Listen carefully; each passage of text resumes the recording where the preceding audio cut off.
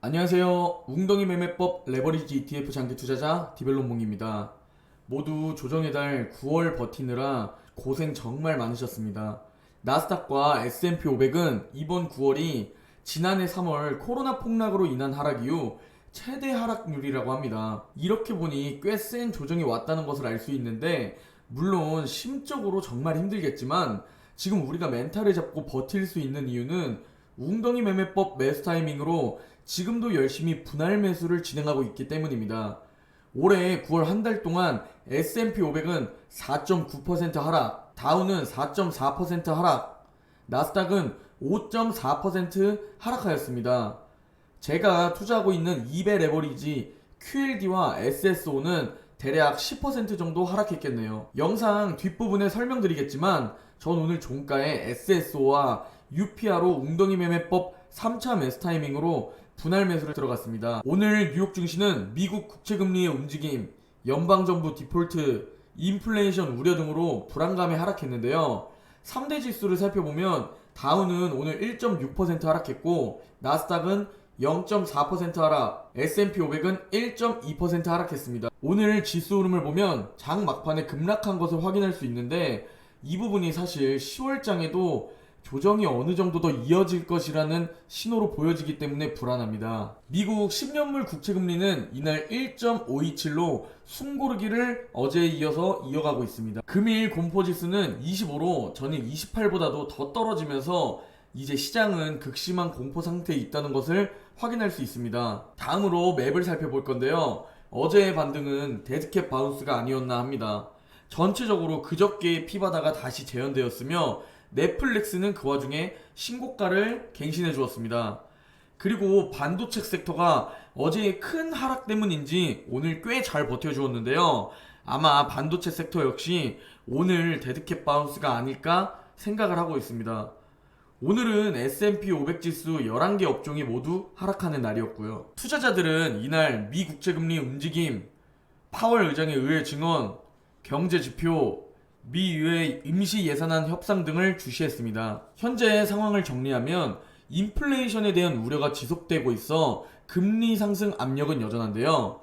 파월 의장은 현재의 높은 인플레이션의 일부는 내년 초에 안정될 것으로 예상했는데요.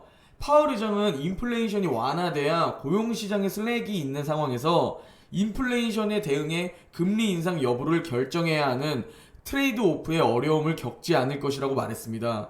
즉, 인플레이션이 완화되지 않으면 완전 고용이 실현되지 않은 상태에서 인플레이션을 억제하기 위해 금리 인상을 해야 하는 난감한 상황에 부닥칠 수 있다는 얘기죠. 찰스 에반스 시카고 연은 총재는 기대 인플레이션이 장기적으로 인플레이션이 어디로 향할지 보여주는 핵심이라며 인플레이션에 대해 인내심을 가져야 한다고 말했습니다. 그리고 현재 또 다른 이슈로는 미 상하원이 내년 12월 3일까지 정부 재정을 유지하는 임시 예산안을 가결하면서 연방정부의 셧다운은 다행히 면하게 됐는데요. 다만 1조 달러 규모의 인프라 투자안과 3조 2천억 달러의 사회복지 예산안, 부채 한도 협상 등이 남은 상태라 현재 정치적 불확실성은 여전히 지속될 듯합니다. 오늘 옐런 미국 재무장관은 부채 상한이 상향되지 않으면 경제에 재앙적인 영향을 끼칠 것이라며 이를 폐기하자고 주장하는 법안을 지지한다고 말했습니다. 정말 이번 9월은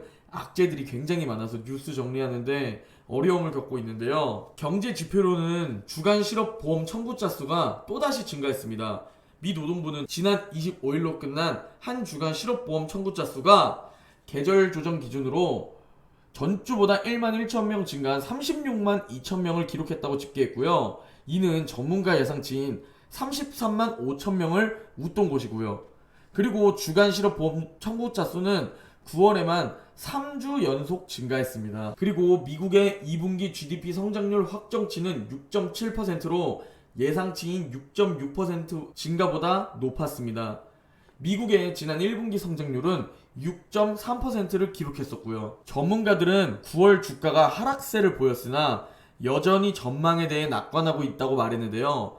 에드 야데니 보고서에서 9월은 악명에 부응했고 주식 포트폴리오 수익률도 줄었지만 그리 나쁘지는 않았다라고 말했습니다. 그는 임금 인상, 에너지 가격 상승, 운송비 상승 등이 올해 남은 기간과 내년 실적에 부담을 줄 것이라는 우려가 상당하다라며 이는 분명 우리가 축적해야 할 이슈지만 아직까지 분석가들은 비교적 낙관적이다 라고 말했습니다. 저 역시 이번 9월에 웅덩이 매매법 매수 타이밍이 왔기 때문에 분할 매수를 정말 많이 했습니다. 7월부터 웅덩이 매매법 장기 투자를 보여드리기 위해 새로 계좌를 시작하면서 이번에 신규 진입한 종목들도 많습니다. 계좌는 당연히 마이너스로 전환되었고요. 하지만 계속 평단가를 낮추고 있기 때문에 이번 조정이 끝나면 금방 계좌는 양전할 것으로 보입니다. 먼저 나스닥 2배 레버리지 QLD를 보면 저는 QLD는 웅덩이 매매법 2차 매수는 모두 완료했고 아직 3차 매수 타이밍을 기다리고 있습니다. RSI도 정말 많이 내려왔는데 72달러 아래로만 내려오기를 기다리고 있습니다. 만약 그대로 오늘부터 주가가 올라가 버리면 저는 매수 안하고 관망할 예정이고요. 조금만 더 떨어지면 바로 3차 매수 타이밍이기 때문에 분할 매수를 시작하려고 하는데 생각보다 안 떨어지고 잘 버티네요. 그리고 다음으로는 S&P 500 2배 레버리지 SS5입니다. 저는 61선 부근에서 2차 매수를 모두 완료했고요. 드디어 어제 웅덩이 매매법 3차 매수 타이밍인 121선 부근에 오면서 분할 매수를 시작했습니다. SSO 혹은 UPRO에 투자할 남은 연금의 50%로 며칠 동안 분할 매수해 주시면 됩니다. 저는 그리고 이번에 좀 보수적으로 잡고 5일 이상의 기간 동안 분할 매수할 예정인데요. 주가가 오르나 떨어지나 상관없이 정해진 3차 매수 비중은 분할 매수할 예정입니다.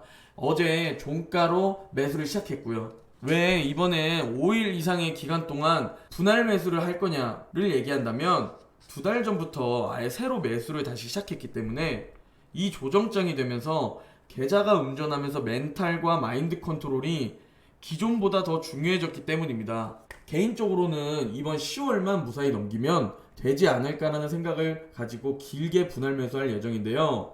이번 조정장만 넘기면 다음부터는 이 정도의 조정장이 찾아와도 조정장이 오기 전까지 증시가 상승해 주었다면 다음 조정장에서는 저점 부근이어도 계좌가 플러스 상태일 가능성이 매우 높습니다.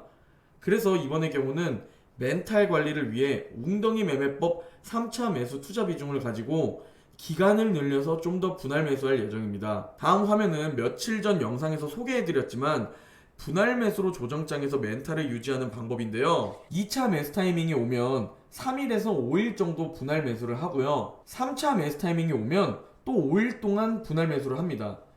그렇게 되면 예상 평단가는 최저점이 아닌 2차 매수와 3차 매수 그 중간쯤이라고 말씀드렸는데요. 그러면 왜 최저점에서 안 샀냐라는 말씀을 하시는 분들이 계시는데 조정장이 막상 오면 3차 매수 타이밍까지 안 오고 2차 매수 타이밍까지만 오고 그대로 다시 올라가는 경우도 굉장히 많고요. 그리고 최저점을 예상하지도 못하고요. 저뿐만 아니라 그 누구도 조정장이 어디까지 내려올지 아무도 알 수 없습니다. 그래서 원칙대로 매수를 하는 거고요. 원칙대로 분할 매수를 한다면 대략 2주 정도의 기간만 매수 없이 버틴다면 계좌가 쭉쭉 상승하게 되는 걸 볼 수 있습니다. 분할 매수는 그냥 단순히 평단가를 낮추기 위해서가 아니라 조정장에서의 분할 매수는 평단가도 낮출 수 있으면서 평균 2달이라는 조정 기간을 아무것도 안 하고 고통스럽게 지켜보는 것과는 다르게 계속 분할 매수를 진행해 주면서 대략 한 달 반 동안 분할 매수를 하게 됩니다.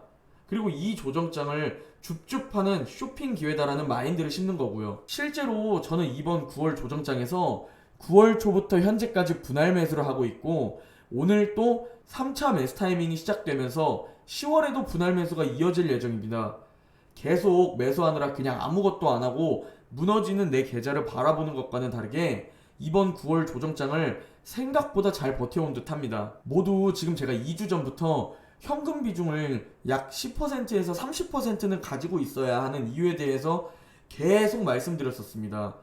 조정장이 왔을 때 더 쉽게 버틸 수 있다고 말씀드렸는데 열심히 분할 매수하고 있으실 거라 믿어보고 있습니다. 내년엔 이 조정장이 어땠는지 어떤 느낌이었는지 기억도 잘 안 나실 거고요. 지금 좋은 종목 열심히 주어서 내 계좌 수익을 극대화하시길 바랍니다. 모두 오를 땐 내 계좌 금액이 쭉쭉 상승하는 것을 보면서 즐기시고요. 지금과 같은 웅덩이에서 열심히 분할 매수하면서 줍줍하시기를 바랍니다. 오질 웅줍 하는 여러분이 되기를 바라면서 오늘 영상 마치겠습니다. 모두 10월의 첫날 행복한 하루 보내시고 내일 영상에서 뵙겠습니다.